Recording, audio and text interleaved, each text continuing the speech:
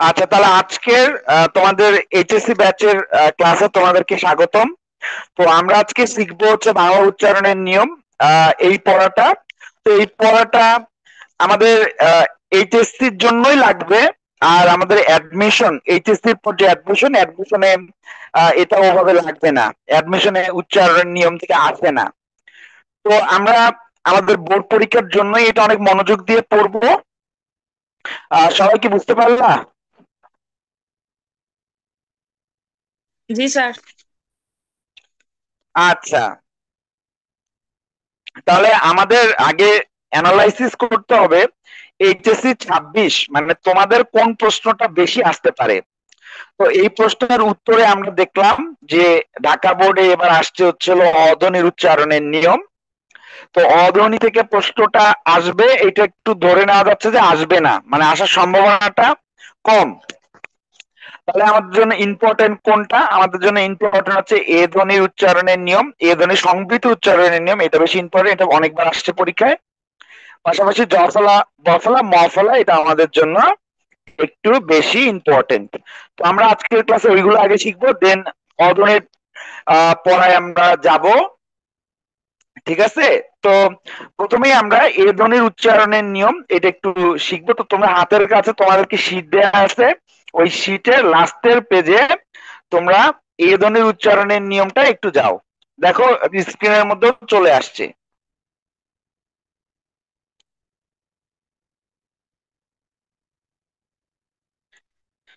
আহ ঠিক আছে, পাইছো তো মনে হয়, তাই না? জি স্যার। আচ্ছা, তাহলে একটু খেয়াল করো। এ ধরনের উচ্চারণের নিয়মে প্রথমে এখানে আমাদের জন্য যেটা ইম্পর্টেন্ট সেটা হলো এ ধ্বনি সংবৃত বিবৃত এই কথাটা বোঝা। তো সংবৃত বিবৃত বোঝার জন্য আমরা ক্লাসেও আলোচনা করছি, এখানে আবার বলতেছি। আমরা এই মেঘ শব্দটা যদি পড়ি, মেঘ শব্দটার ময়কার মে, একার, একারটা একারই আছে, কিন্তু আমরা যখন খেলা শব্দটা পড়ি খে, ক্ষয় জফলা আকার খে, মানে এ উচ্চারণ হয় এ না হয়ে। এই যে এ না হয়ে এ উচ্চারণ হয়, এ ধ্বনির উচ্চারণের ক্ষেত্রে বলা হচ্ছে এটাই স্বাভাবিক, এ ধ্বনিটা এই উচ্চারণ বেশি হয়।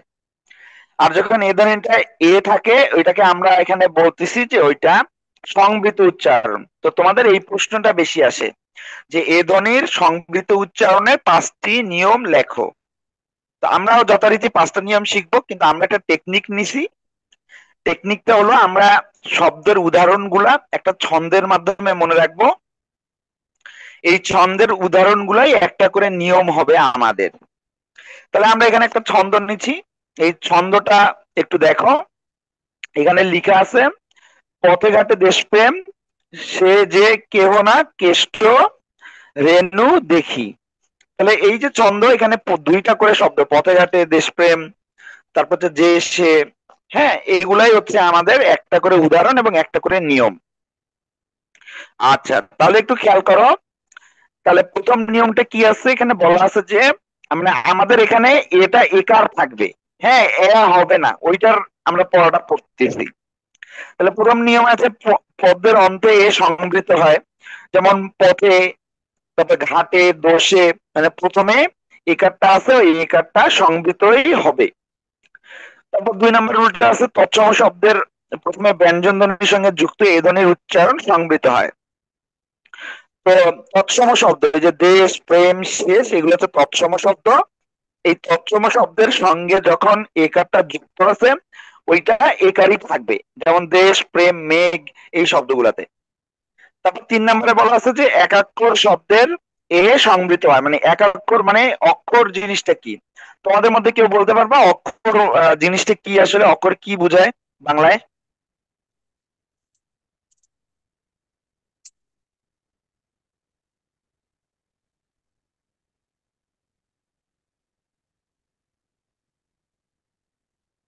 আচ্ছা, কেউ কি বলতে পারবা অক্ষর কি? না স্যার। আচ্ছা, বলতে অক্ষর পারবো না। হচ্ছে, অক্ষর হচ্ছে আমরা যে কথাগুলা, যে শব্দগুলা বলি, এই শব্দগুলার মধ্যে গলাটা না ভেঙে একবারে যতটুকু বলতে পারি, যেমন আমরা ইংরেজিতে এটাকে সিলেবাল বলে, যেমন আমব্রেলা। এই যে আমব্রেলা একটা শব্দ কিন্তু তিনবার ভেঙে যাচ্ছে শব্দটা। এখানে তিনটা সিলেবাল আছে। বাংলায় ক্ষেত্রে বলি কাকলি, কাকলি, এই যে তিনবার ভেঙে যাচ্ছে, এই জন্য এটা এখানে তিনটা অক্ষর আছে। তাহলে সে বা কে এখানে একবারে পড়া যায়, কে মানে এ ক এভাবে ভাঙে না। তাহলে এটা এক অক্ষর, একটা শব্দ মিলেই একবারে পড়তে পারতেছি আমরা। সে শব্দটার ক্ষেত্রেও একই কথা বলা হচ্ছে, এক অক্ষর সর্বনাম শব্দে বা এক অক্ষর শব্দে আমার এটা একারই থাকবে। তারপর হ কিংবা আকারহীন যুক্ত পরে থাকলে এই হবে আমার সংবৃত, দেহ কেহ কেষ্ট। মানে যদি একারের পর হ থাকে বা যুক্ত বর্ণ ছয়টা থাকে, তাহলে এই একারটা একারই থাকবে। আর 5 নম্বর রুলটা হচ্ছে ই বা উকার, মানে আমার একারের পর যদি রস্বইকার, মানে এই কারটা যদি এইটা যদি থাকে, হ্যাঁ রস্বইকার বা আমার এই রস্যকার যদি থাকে, মানে কোন কার, একারের পর এই যদি এগুলা থাকে আর কি, ঠিক আছে, তাহলে ওইটাও হবে আমার এটা সংবৃত বা এটা একারই থাকবে। তাহলে দেখি শব্দটা দেখো, দয়কার দের পর রস্বইকার আসছে। রেণু শব্দটার ক্ষেত্রে দেখো রস্যুকার, এই যে রস্যুকার রেণু শব্দটার মধ্যে একারের পর আসছে। তো এই ধরনের থাকলে ইকার একার, তাহলে একারটা আমাদের দয়কার দে দিয়ে যেটা, মানে দয়কার দে রয়কার রে রেণু বানানে, এগুলা আমার হবে হচ্ছে হলো সংবৃত, মানে একারটা একারই থাকবে। তাহলে তোমাদের মধ্য থেকে কায়নাত এখন একটু আমাকে এই 5টা নিয়ম একবার রিডিং পড়ো, সবাই আমরা একবার শুনবো, কি বুঝতে পারলে একটু বোঝার চেষ্টা করি আমরা। আচ্ছা, এ ধ্বনির উচ্চারণ দুই রকম, সংবৃত ও বিবৃত। যেমন এ হলে মেঘ সংবৃত বা বিবৃত। এ সমান সমান এ হলে খেলা সমান সমান বিবৃত।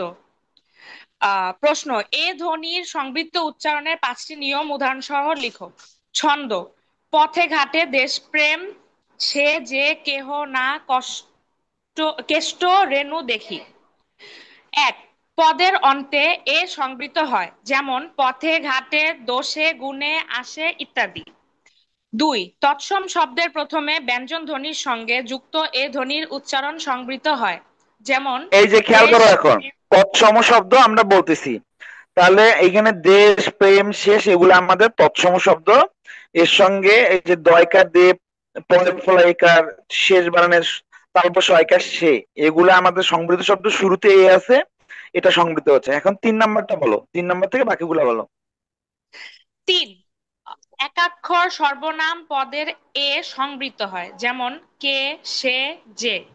চার, হ কিংবা আকারবিহীন যুক্তধ্বনি পরে থাকলে এ সংবৃত হয়, যেমন দেহ কেহ কেষ্ট। পাঁচ, রস্বই বা রস্যউ কার পরে থাকলে এ সংবৃত হয়, যেমন দেখি, রেণু, বেলুন। তো আল্লাহর কাছে আমরা বেশি করে চাবো আমাদের জন্য এই ধরনের এই নিয়মটাই পরীক্ষা এইচএসসি 26-এ আসে। তো দিনাজপুর বোর্ড, ঢাকা বোর্ড, দুইটা বোর্ডেই তো এই প্রশ্নটা আসার সম্ভাবনা বেশি, বোঝা গেছে।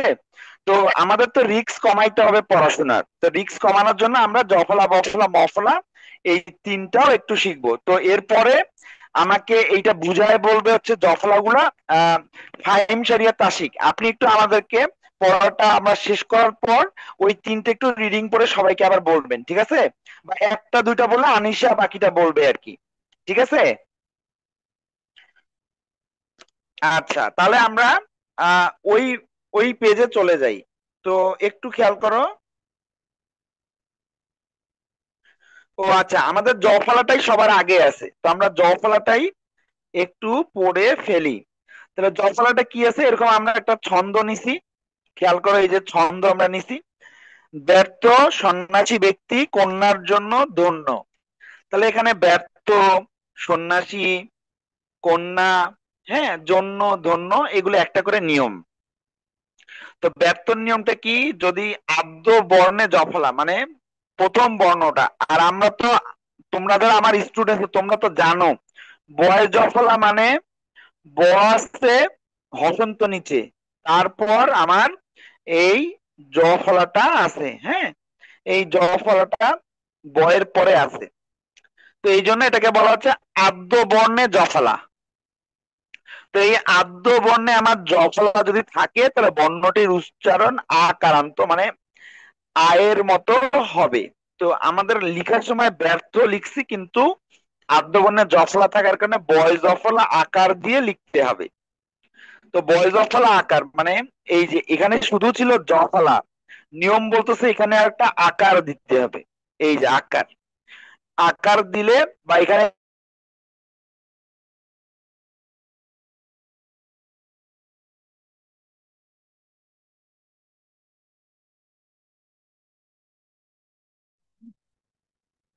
স্যার কিছু শুনতে পাচ্ছি না। স্যার কিছু শুনতে পাচ্ছি না।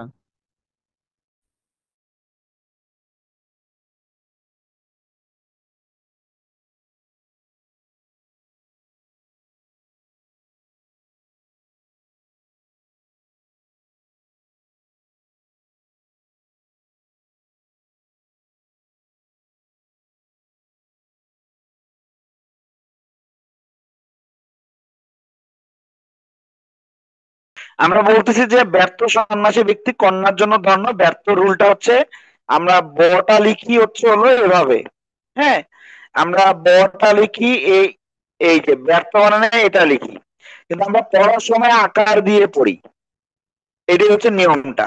তাহলে বয়ের পর যদি জফলা থাকে, শব্দের শুরুতে থাকে আদ্য বর্ণে, বয়ের পর জফলা, তো এইটা বয় জফলা না হয় বয় জফলা আকার বে বে মানে আকার একারের মতো উচ্চারণ হয়। এটা হচ্ছে 1 নম্বর রুলটা। 2 নম্বর রুলটা হচ্ছে পদের মধ্যে বা অন্তে যুক্ত ব্যঞ্জন বর্ণের সাথে জফলা থাকলে কি হবে, জফলা যদি থাকে তাহলে জফলাটা সাধারণত সেটার উচ্চারণ হবে না। মানে পদের মধ্যে বা শেষে এগুলাই মানে ব্যঞ্জন বর্ণ এগুলাই, শুরুতে থাকলে অনেক সময় উচ্চারণ হবে, কখনো ব্যঞ্জন বর্ণ ওই জফলাটা উচ্চারণ হবে না, মাঝে থাকলে একরকম শেষে থাকলে একরকম, এইগুলাই নিয়ম। তো এইটা লেখার জন্য আপনারা যেটা করবেন সেটা হচ্ছে হলো এই উদাহরণগুলা মনে রেখে একবার মুখে মুখে বলবেন। মুখে মুখে পড়লেই বুঝতে পারা যাবে যে কোনটা দ্বিত্ব হচ্ছে, ডাবল হচ্ছে, কোনটা উচ্চারণ হচ্ছে না, এগুলো একবার ঠান্ডা মাথায় রিডিং পড়লে হয়ে যাবে। তো আমরা ছন্দটা মনে রাখবো, পাশাপাশি ওই শব্দটা করে পড়বো, তাহলে নিয়মটা ধরা যাবে। তাহলে ব্যর্থ একারের মতো হয়, এটা আমরা শিখতে পারলাম। 2 নম্বর হচ্ছে হলো সন্ধ্যা বা সন্ন্যাসী বানানে এই যে মাঝখানে যে মধ্য জফলাটা আছে, এই মধ্য জফলাটা কি হবে, মধ্য জফলাটা কোনো উচ্চারণ হবে না, আর মধ্য জফলাটা যে বর্ণের সাথে থাকবে সেটা দ্বিত্ব হবে, ডাবল হবে। তো এই যে সন্ন্যাসী বানানে সন্ন্যাসী এই দন্তের ন দুইবারই উচ্চারণ হয়েছে। সন্ধ্যা সন নয়ের সাথে দ ছিল, ওইটাই হয়েছে জফলা, উচ্চারণ হয় নাই। তারপর হচ্ছে জফলার পরে ই ধ্বনি রস্বই বা দীর্ঘই থাকলে জফলার উচ্চারণ এ হয়। এই যে ব্যক্তি বানানে আমাদের বয় জফলা আছে, ওইটা উচ্চারণ না হয়ে হইছে বয়কার বে, বয়কার বে হইছে। এই যে বয়কার বে হইলো এটাই নিয়ম। জফলার পর যদি রস্বইকার মানে এই যে এই ইকারটা যদি থাকে তাহলে এটা একার হয়ে যাবে, বয়কার বে হয়ে যাবে। এখানে ব্যক্তি বয়কার বে দিয়ে কয়তয়, ব্যতিক্রম বয়কার বে দিয়ে। তাহলে জফলার পর যদি ইধ্বনি থাকে তাহলে রস্বই বা দীর্ঘ যাই হোক জফলা একার হয়ে যাবে। তারপর হচ্ছে শব্দের মধ্যে বা অন্তর জফলা থাকলে সেটার উচ্চারণ দ্বিত্ব হয়। তো জফলাটা যখন মাঝে বা শেষে থাকবে এটা আগেরটায় বলা হয়েছে উচ্চারণ হয় না 2 নম্বরটাতে, হ্যাঁ 2 নম্বরটাতে বলছি জফলা মাঝখানে শেষে থাকলে জফলাটা উচ্চারণ হয় না, আর নিচেরটাতে বলছে জফলা যার সাথে থাকে সেটা দ্বিত্ব হয়। কিন্তু আমি 2 নম্বরও বলছি যে দন্তনটা 2 বার হইলো, সন্ধ্যাবেলা নয় দাটা 2 বার হইলো। তো এইটাই খালি 2টা নিয়মে আমরা আনলাম। তো কন্যা বানানের দন্তন্যটার সাথে জফলা ছিল শেষের দিকে, জফলাটা ওইটা থাকার কারণে দন্তন্যটা 2 বার হলো। কন্যা, কল্যাণ, ল, 2টা ল, লয় ল। তারপর পদের মধ্যে বা অন্তর জফলা যুক্ত হলে সেটি ও কারান্ত হয়। সত্য থেকে সত্য, জন্য থেকে জন্য, মানে জফলাটার উচ্চারণ ওকারের মতো হয়। মানে এই যে কন্যা শব্দটা আমরা লিখছি তাই না, তাহলে কন্যা শব্দটা কটা তো কয়কার ক হয়ে গেছে, এটা জ ফলার কারণে হয়েছে। শব্দের মধ্যে বা অন্তবর্ণে জ ফলা থাকলে সেটির উচ্চারণ ও কারান্ত হয়। জন্য জ বানানে তো ওকার ছিল না, এই যে আমরা জয়কার যদি আমরা জন্য বানানে লিখতেছি, এই যে ওকারটা, এই ওকার তো জ বানানে ছিল না। এটা হওয়ার কারণ পরের আমার নয়ের সাথে এই জ ফলাটা, এই জন্য জটা আমার জয়কার জো হয়ে গেছে। তাহলে মধ্যে বা অন্তে, হ্যাঁ, যদি আমার জফলাটা থাকে তিনটা রুল। একটা হয় জফলাটা উচ্চারণ হবে না, জফলাটা যে বর্ণটা থাকবে সেটা দ্বিত্ব হবে, জফলাটার আগে প্রথম বর্ণ যেটা থাকবে জ, বা এখানে ধন্য ধয়কর ধ্র দিয়ে সত্তর ভয়কর স দিয়ে এগুলো হবে, মানে সবার শুধু সিঙ্গেল থাকবে না, ওকার হয়ে যাবে। তো জফলার নিয়ম এখন তাসিক একটু আমাদেরকে বলেন আপনি। স্যার 1 নম্বরে হচ্ছে জ ফলাটা স্যার হচ্ছে উচ্চারণ উচ্চারণ স্যার হচ্ছে উচ্চারণ স্যার হবে না 1 নম্বরটাতে। কথা শোনা যায় না কেন? স্যার শোনা যাচ্ছে এখন? হ্যাঁ, স্যার 1 নম্বরটাতে স্যার হচ্ছে জ ফলাটা হচ্ছে উচ্চারণ হবে না স্যার। তারপর বলো। তারপরে স্যার হচ্ছে জ ফলাটা স্যার দ্বিত্ব হবে। হ্যাঁ, তারপর তারপরে স্যার হচ্ছে জ ফলাটা স্যার একার হয় হয় মানে তারপর তারপর দ্রুত। তারপরে স্যার হচ্ছে জ ফলাটা মানে স্যার শব্দের মাঝখানে বা হচ্ছে স্যার শেষে থাকলে জ ফলাটা স্যার উঠে যাবে এবং স্যার হচ্ছে ওই বর্ণটা স্যার হচ্ছে দ্বিত্ব হবে। আচ্ছা, তাহলে এই ছিল জফলার নিয়ম। আমরা এখন বাকি দুইটা নিয়মে যাব। তো বাকি দুইটা নিয়ম একটু আমরা দেখি, হ্যাঁ। আচ্ছা, আমাদের মধ্যে আনিসা এখন মশলাটা আর মশলাটার নিয়মটা একটু আগে বলো তো।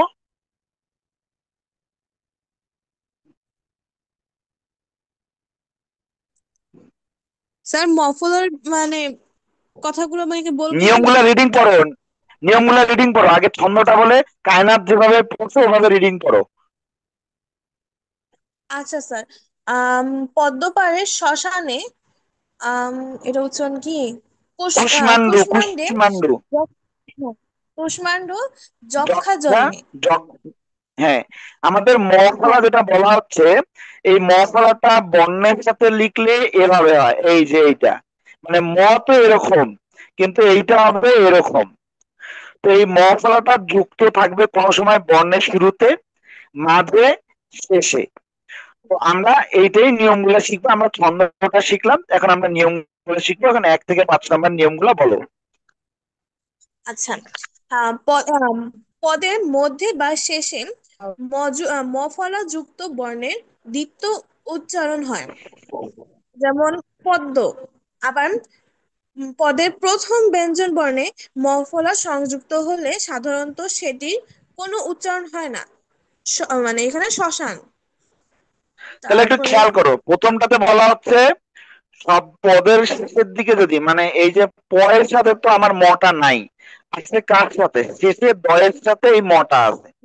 তাহলে আমাদের এগুলোই তো হবে, এই দফা মানে এই যুক্ত বর্ণটা তো শুরুতে থাকবে, মাঝে থাকবে, শেষে থাকবে। এখানে বলা হচ্ছে মাঝে বা শেষে থাকলে যার সাথে ছিল এই দটা ডাবল হলো।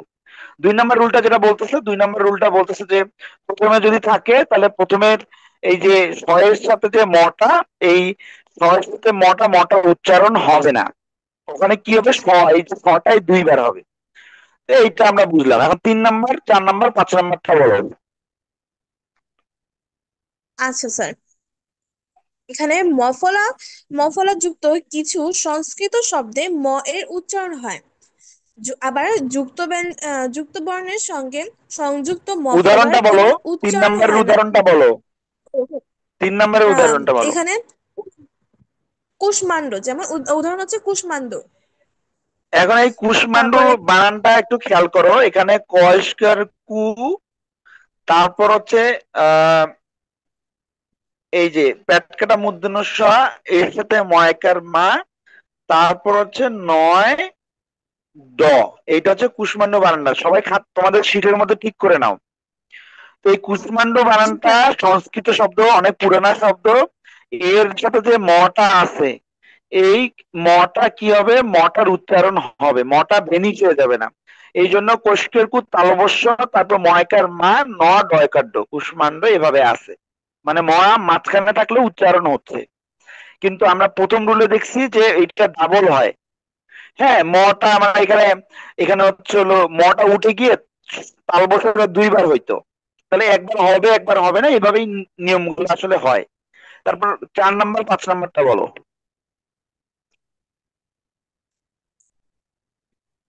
যুক্ত ব্যঞ্জন বর্ণের সঙ্গে সংযুক্ত মফলার কোনো উচ্চারণ হয় না, তবে সামান্য অনুনাসিক হয়, যেমন যক্ষা।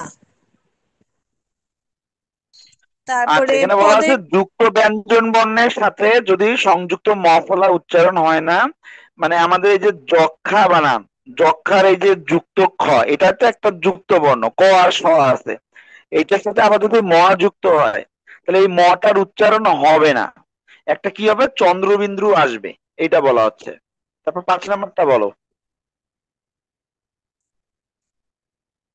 আবার পদের মধ্যে বা শেষে গ, উম, ট, দন্তান্ন, মূর্ধন্য, ম ও ল এর সঙ্গে সংযুক্ত ম এর উচ্চারণ সাধারণত অবিকৃত থাকে, যেমন জন্ম। এখানে বলা হচ্ছে পদের মধ্যে বা শেষে যদি গ থাকে, দন্তের ন থেকে ম থাকে, তাহলে তার সাথে যদি আমাদের মটা থাকে, তাহলে মটা উচ্চারণ হবে। এই খেয়াল করো, জন্ম শব্দটা দন্তের নয়ের সাথে ম ছিল, কিন্তু আমরা যখন পড়ি মটার উচ্চারণ হয়। তাহলে আমরা খেয়াল করলাম আমাদের এই যে 5টা নিয়ম আছে, তার মধ্যে শেষে প্রথম নিয়মটা, এটাতে উচ্চারণটা হবে না, ডাবল হবে যার সাথে যুক্ত। তারপর হচ্ছে হলো কুষ্মাণ্ড বানানে মটা উচ্চারণ হবে। তারপর যক্ষা যুক্ত বর্ণের সাথে মটা হয় না, কিন্তু চন্দ্রবিন্দু হয়। পরেরটাতে আবার ময়ের উচ্চারণ হয়। এই হচ্ছে বিষয়গুলা। তারপর বফলার নিয়মটা স্নিগ্ধা, তুমি একটু আমাদেরকে বলো।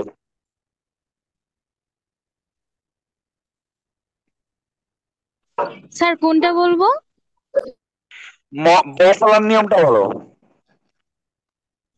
বফলা যুক্তবর্ণ উচ্চারণ নিয়ম। 1 নম্বরে বলা হয়েছে শব্দের আদ্য বফলা অনুচ্চারিত থাকে সা দিন। তারপরেরটা আর বলো। 2 নম্বরে হচ্ছিল শব্দের মধ্যে ও অন্ত বফলা নিজে উচ্চারিত না হয়ে সংযুক্ত ব্যঞ্জনটিকে দ্বিত্ব করে। উদাহরণ তাহলে হচ্ছে এখানে দুইটা রুল বিশ্ব। আমরা যেটা বুঝতে পারতেছি, দুইটা রুলের প্রথমে রাখা আছে শব্দের শুরুতে যদি বফলাটা থাকে, স্বাধীন বানানে যেমন শব্দের শুরুতে আমার বফলা আছে, এটা তখন বফলাটা উচ্চারণ হয় না। এটা গেল প্রথম রুলটা। দ্বিতীয় রুলটা হচ্ছে শব্দের মধ্যে বা শেষে যদি থাকে, তাহলে সংযুক্ত ব্যঞ্জনটা ডাবল হবে। যেমন ধরো আমরা বিশ্ব বানানে আছে, এই বটা উচ্চারণ হবে না, কিন্তু তালবস্যটা দুইবার হবে, এই যে যার সাথে যুক্ত সেটা দ্বিত্ব হবে। এই হচ্ছে রুলটা। তারপরে রুলটা বলো। 3 নম্বরে বলা হয়েছে ব ও ম এর সাথে যুক্ত বফলা অবিকৃতভাবে উচ্চারিত হয়। উদাহরণ 90। তারপরে বলা হয়েছে সব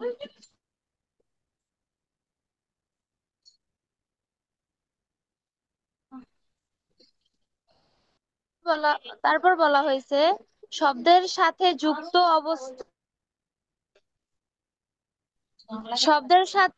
যুক্ত অবস্থায় বফলা অনুচ্চারিত হয়। উদাহরণ হচ্ছে উজ্জ্বল। মানে এখানে ডাবল যুক্ত বর্ণ আছে, জয় জ আছে, জয় জ থাকার কারণে এর সাথে আমার বটা উচ্চারণ হয় নাই। তারপরে হচ্ছে হলো সন্ধি বা সমাসবদ্ধ শব্দে বফল অবিকৃত উচ্চারিত হয়। ভবিষ্যৎবাণী, এখানে হচ্ছে আমাদের বটা ভবিষ্যৎ বাণী, বটা আমাদের উচ্চারিত হয়েছে। তো এই ছিল আমাদের 5টা নিয়ম। তো আগের গুলোর মতোই, প্রথমে থাকলে ব একরকম, মাঝে থাকলে একরকম, আর শেষে থাকলে আমাদের একরকম। এই তিনটে ক্যাটাগরিরই যুক্ত বর্ণের নিয়মগুলা, এগুলো একটু মনে রাখলে হবে। কোনো সময় দ্বিত্ব হবে, কোনো সময় উচ্চারণ হবে না, এগুলাই ঘুরাই ফিরে নিয়ম। তো যদি কোনো কারণে পরীক্ষায় নিয়মটা মনে রেখে লিখতে না পারো, তাহলে লিখবা আমরা দেখতে পাচ্ছি এই শব্দের মধ্যে ব এর উচ্চারণটা মুখে মুখে করবা, করে যদি উচ্চারিত হয় তাহলে ওটা লিখবা। যদি ওটা উচ্চারিত না হয়ে দ্বিত্ব হয়, যেমন বিশ্ববরণের তালবস্যটা ডাবল হয়েছে, ওইটা লিখবা যে যার সাথে যুক্ত আছে ওই বর্ণটা ডাবল উচ্চারণ হয়েছে। আর উচ্চারণ যদি অবিকৃত থেকে ম উচ্চারণ হয় তখন দেখবো যে ম উচ্চারিত হচ্ছে। এই হচ্ছে বিষয়গুলা। তো স্যার এই ছিল দ্বিত্ব বলতে আমাদের। কি? কি বললাম, প্রশ্নটা আবার বলো। স্যার দ্বিত্ব বলতে কি মানে ডাবল বুঝাবে, মানে দুইবার আসবে? দ্বিত্ব মানে হচ্ছে হলো এই যে আমরা এইটা লিখছি, এটা এখন মুখে পড়ো, শব্দটা কি লিখছি? বিশ্ব। এখন বটা উচ্চারণ করো তো দেখি, পারো কিনা, বটা নিয়ে উচ্চারণ করো তো তখন। বিষব। তাহলে তালবস্যটা দুইবার হচ্ছে কেন? এইটাই হচ্ছে নিয়ম। এইটা মানে বুঝে বটা উঠে গেছে, তালবস্যটা দ্বিত্ব হয়েছে। তালবস্য দ্বিত্ব মানে তালবস্যটা দুইবার উচ্চারিত হচ্ছে। এটা ব্যঞ্জন মনে সবগুলো নিয়মের ক্ষেত্রে একই কথা। বোঝা গেছে? জি স্যার। তাই না, তুমি বুঝতে পারছো? জি স্যার, বুঝতে পারছি। আনিশা জি স্যার, বুঝতে পেরেছি। আর তাসিক? জি স্যার, বুঝতে পারছি। আচ্ছা, আর এখানে আছে হচ্ছে ফাইয়াজ। ফাইয়াজ তুমি কি বুঝতে পারছো? জি স্যার, প্রথম কয়টা বুঝতে পারছি। প্রথম কটা বুঝতে না পারলে রেকর্ডের ভিডিওটা আবার দেখিও। আর তারপর হচ্ছে হলো এই আরেকটা কে, আরেকটা হচ্ছে তালহা। তালহা তুমি কি এখন বুঝতেছো না এমনি রেকর্ডিং অন করা আছে শুনতেছো, কোনটা? স্যার আমি স্যার শুনতেছি। বুঝতে পারছো? জি স্যার। আচ্ছা, এই ছিল উচ্চারণের নিয়মের নিয়মগুলা। আবহাওয়াটা একবার দেখে নিও, ওটা ঢাকা বোর্ডের জন্য তো ইম্পর্টেন্ট না, একবার পড়ে নিলেই হবে। এই ছিল আমাদের বাংলা উচ্চারণের নিয়মের পড়া। আজকে ক্লাসটা এখানেই শেষ করলাম। তোমরা যারা ক্লাসটা মনোযোগ দিয়ে করলা সকলকে অসংখ্য ধন্যবাদ। ওকে স্যার, আসসালামু আলাইকুম। আসসালামু আলাইকুম। স্যার আসসালামু আলাইকুম। আসসালামু আলাইকুম। আসসালামু আলাইকুম।